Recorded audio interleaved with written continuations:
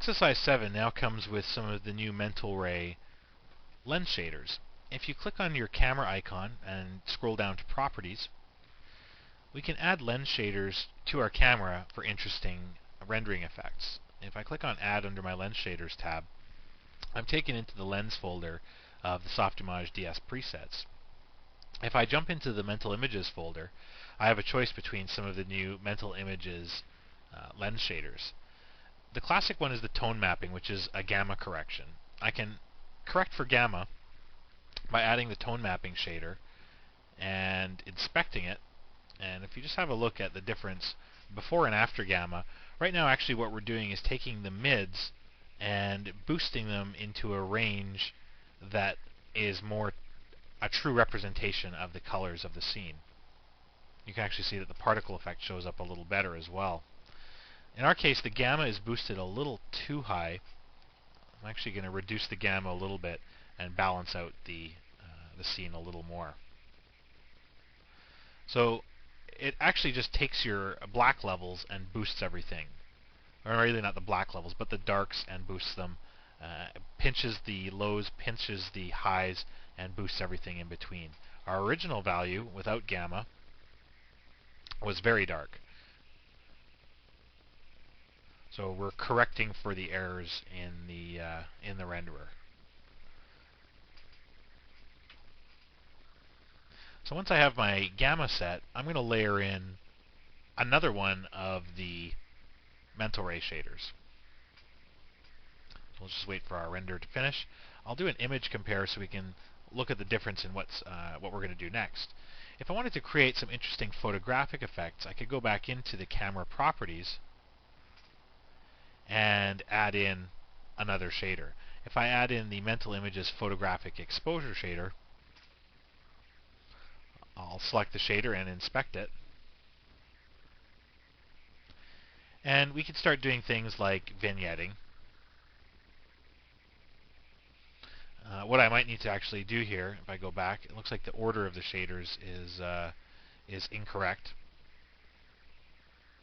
Oh, actually no, it is working.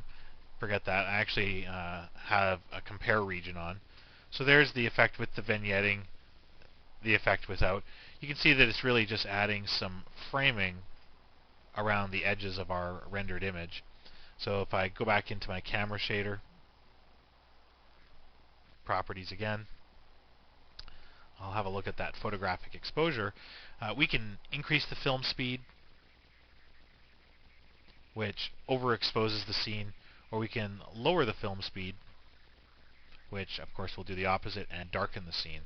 So between the photographic exposure and the tone mapping shader, you can really do a lot to control the mood of your shots.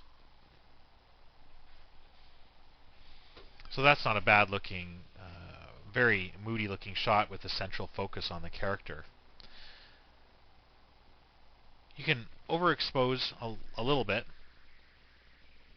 or allow for overexposure, and even control things like scene saturation. So through the exposure shader, be able to desaturate the entire scene, or even just blending a little bit of color and kind of getting a more of a sepia looking effect.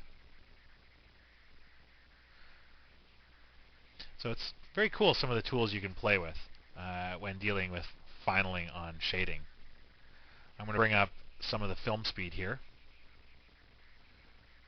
Notice that everything's still fairly desaturated.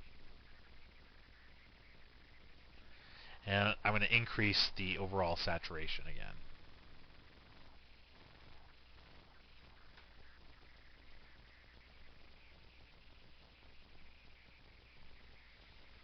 Try and add just a little more color into these characters.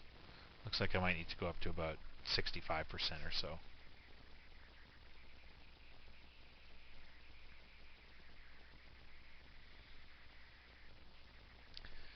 Okay, so I think with that extra little touch, our rendering is done. We've got our particle smoke rendered in Mental Ray. And to review, we're simply using the, if I select my point cloud, a particle volume cloud node with a particle density shader. And they've just been tuned to make for very fine smoke. At this point, we can actually make our character do the deed. To make this happen, I'm going to actually hide my particle cloud and begin working with the animation layers.